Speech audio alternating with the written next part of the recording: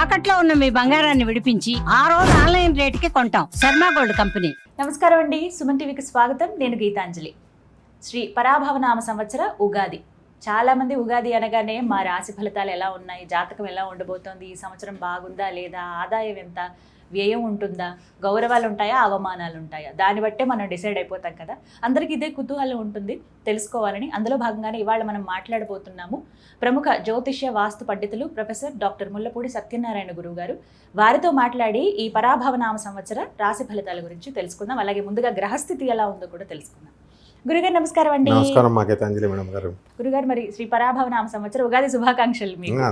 అలాగే అందరికీ, మన సబ్స్క్రైబర్స్కి, ఫాలోయర్స్కి, మన ఛానల్ సబ్స్క్రైబర్స్కి అండ్ మీ అభిమానులు అందరికీ, మన అభిమానులు అందరికీ కూడా పరాభవనామ సంవత్సర నూతన సంవత్సర శుభాకాంక్షలు. గురుగారు, మరి ముందుగా గ్రహస్థితి ఈ సంవత్సరం ఎలా ఉందండి? అసలు పరాభవనామ సంవత్సరం ఎలా ఉండబోతోంది, వీటి గురించి మాట్లాడదాం. ఈ ఉగాది 19వ తేదీ 2026 సంవత్సరంలో ఉన్నటువంటి గ్రహస్థితిని మనం తీసుకున్నట్లయితే మనకి ఈ యొక్క గురుడు మిథున రాశిలో ఉంటాడు.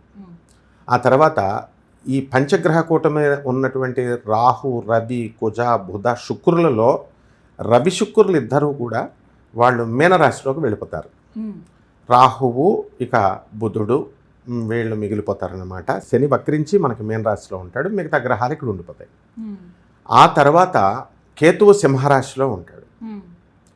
జూన్ 2, 2026 సంవత్సరం తర్వాత మనకి మిథున రాశిలో ఉన్నటువంటి గురుడు మనకి కర్కాటక రాశిలోకి వస్తాడు, ఉచ్చస్థితిలోకి వస్తాడనమాట. దానివల్ల కొన్ని గ్రహాలకి, కొన్ని రాశులకి చాలా అత్యంత బలీయమైనటువంటి ఫలితాలు వస్తాయి, మంచి ఫలితాలు. గురుడు కర్కాటక రాశిలోకి వచ్చినప్పుడు అద్భుతంగా ఉంటుంది. నెక్స్ట్ ఇక ఈ యొక్క రవి శుక్రులు ఇద్దరూ కలిశారు కాబట్టి మనకి ఈ మీనరాశిలోకి వచ్చినప్పుడు ఈ రవికి విచిత్రం ఏమిటంటే, రవికి శుక్రుడికి ఈ సంవత్సరం నవనాయకుల్లో పోస్టులు ఇవ్వలేదు. మనకి రాజు ఎవరినిచ్చారు? గురుడినిచ్చారు. మంత్రి కుజుడినిచ్చారు. తర్వాత సేనాధిపతి చంద్రుడు, సస్యాధిపతి గురుడు, ధాన్యాధిపతి బుధుడు, అర్ఘాధిపతి చంద్రుడు, తర్వాత మేఘాధిపతి చంద్రుడు, రసాధిపతి శని, నీరసాధిపతి గురుడు. వీటిల్లో మనం చూసుకున్నప్పుడు ఎక్కడా కూడా రవికి శుక్రుడికి పోస్ట్ లేదు. సో గురుడికి 3 డిపార్ట్మెంట్స్ వచ్చేసినాయి మనకి. అలాగే ఈ యొక్క చంద్రుడికి కూడా 3 డిపార్ట్మెంట్స్ వచ్చినాయి.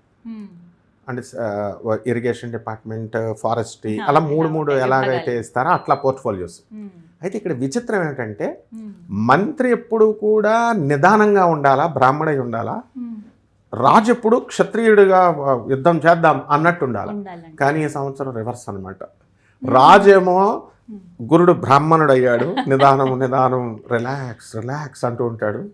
మంత్రి ఫోర్స్ఫుల్గా చాణక్యుడు విధానంతో, ఒక క్షాత్ర ధర్మంతో, ఒక కౌశికుడు లాగా, విశ్వామిత్రుడు లాగా, ఒక పరశురాముడు లాగా ఉంటాడు. ఇది ఈ సంవత్సరం యొక్క ఇంపార్టెన్స్.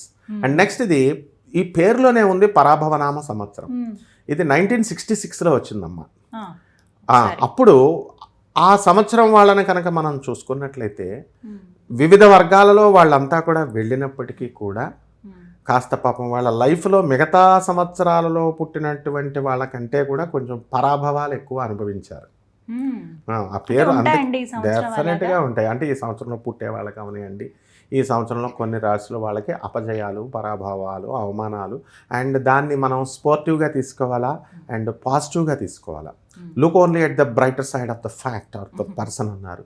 అందువలన failures are the stepping stones of the success. అందువలన ఈ పరాభవనామ సంవత్సరం ఎంతోమందికి సక్సెస్ని ఇస్తుంది. అలాగే ఈ సంవత్సరము మన భారతదేశానికిను మిగతా ఇజ్రాయెల్, అమెరికా దేశానికి ఉన్నటువంటి తేడాను గమనిస్తే, మనము సర్జికల్ స్ట్రైక్ చేసాం అంతే. మనకు కూడా ఛాన్స్ వచ్చింది పాకిస్తాన్ అధ్యక్షుడిని చేయడానికి. బట్ జస్ట్ ప్రజలకు ఎవరికి ఇబ్బంది లేకుండా, ధరలన్నీ పెరిగిపోతాయి కాబట్టి సూక్ష్మంగా మనం చేసి మోడీ గారు తీసేశారు. అదే వెరాజ్ వీళ్ళు వచ్చేసరికి అతన్ని, ఇరాన్ అధ్యక్షుడిని, సుప్రీంని తీసేశారు. సో ఇదంతా ఏంటి అని అంటే, మనము ఈ సంవత్సరంలో యుద్ధాలు ఎక్కువ జరుగుతాయి, తర్వాత ఎర్త్ క్వేక్స్ ఎక్కువ జరుగుతాయి. అండ్ అందువల్లనే ఇరాన్లో కూడా ఎర్త్ క్వేక్ రావడం జరిగింది. ప్రారంభంలో ఇంకా సంవత్సరం మారనే లేదు, కొత్త సంవత్సరం రానే లేదు, అప్పుడే ఇలాంటి పరిస్థితులు చూసాం. ఈ సంవత్సరంలో కూడా మళ్ళీ అంటే రానున్న రోజుల్లో కూడా యుద్ధాలు అలాంటివి సంభవిస్తాయంటారు? డెఫినెట్గా చెప్పారు. పోతులూరు వీరబ్రహ్మేంద్ర స్వామి వారు చెప్పారు. నోస్ట్రాడామస్ ఫ్రాన్స్కి చెందినటువంటి డాక్టర్ కమ్ ఆస్ట్రాలజర్ చెప్పారు.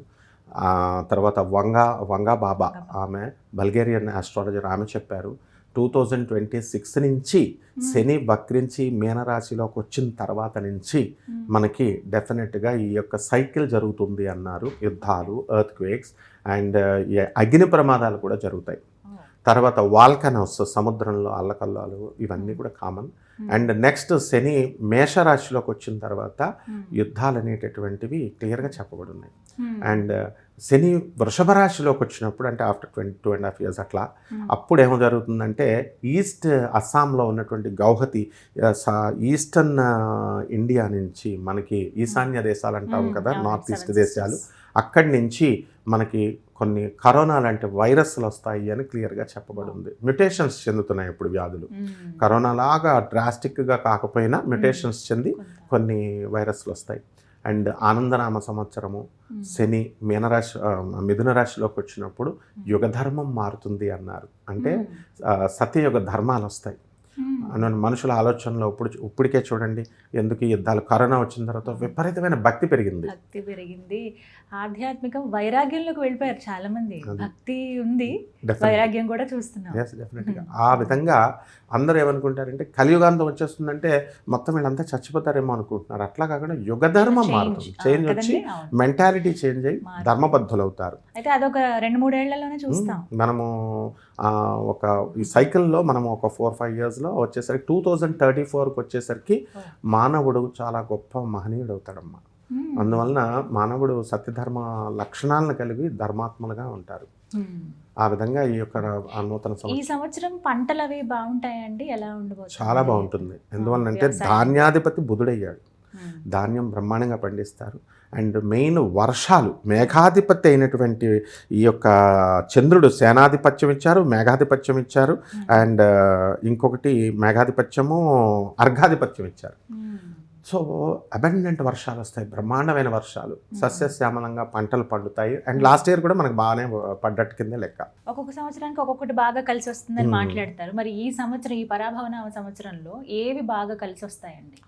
మనకి చంద్రుడు కాబట్టి ధాన్యం బాగా కలిసి వస్తుంది. తెలుపు రంగు ధాన్యాలు, తెలుపు రంగు వస్త్రాలు, బట్టలు కూడా. తర్వాత నెక్స్ట్ తెలుపు ఫ్లూయిడ్స్, ఈ యొక్క ద్రవ పదార్థాలు, ఇవన్నీ కూడా మనకి బ్రహ్మాండంగా ఉంటుంది. అందువల్లనే చూడండి మనకి ఇక్కడ శనికి మనకి రసాధిపత్యం ఇచ్చారు. అండ్ దీనికి ఏమవుతుందంటే రసాధిపత్యం ఇచ్చినప్పుడు మనకు పెట్రోలు, మెటల్స్ ఇవన్నీ కూడా ఈ యుద్ధాల కారణంగా ఇరాన్ ఇజ్రాయెల్ యుద్ధాల కారణంగా మనకి పెట్రోల్ కూడా మనకి ధరలు పెరగడము, ఐరన్ లోహాలకి ధరలు పెరగడం, ఇవన్నీ జరుగుతాయి.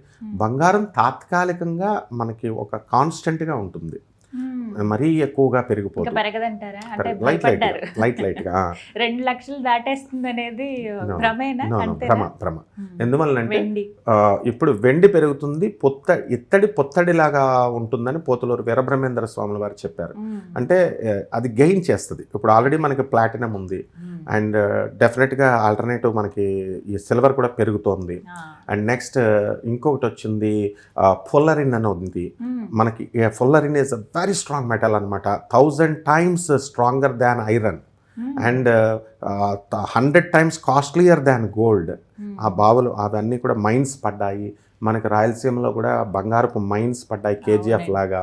సో ఇవన్నీ ప్రాక్టికల్గా రాను కాలంలో కేవలము ఈ బంగారం అనేటటువంటిది అంతా 5 lakhsకి వెళ్ళిపోతుంది ఇట్లా చెప్తున్నారు. అట్లా కాకుండా ఒక కాన్స్టెంట్గా ఉంటూ ఒక 2 lakhs వరకు కూడా 2 years పడుతుంది.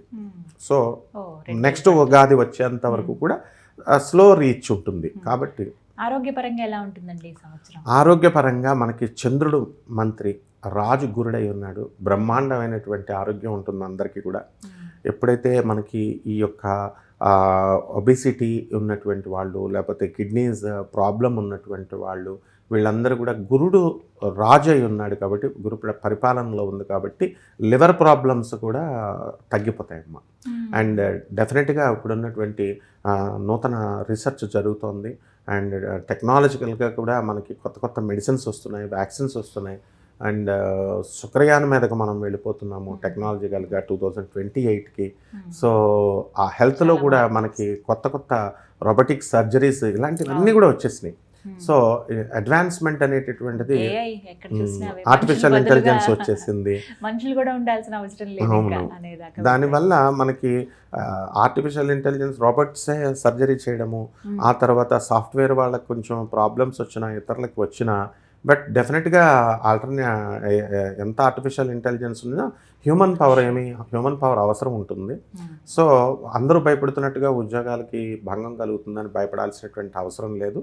అండ్ భారతదేశం ఇప్పుడు ప్రపంచ చరిత్రలో ఇక్కడ ఆర్థిక రంగంలో మనం 3వ స్థానంకి వచ్చేసాము. సో ఈ సంవత్సరము మనకి చాలా అద్భుతంగా ఉంటుందమ్మా.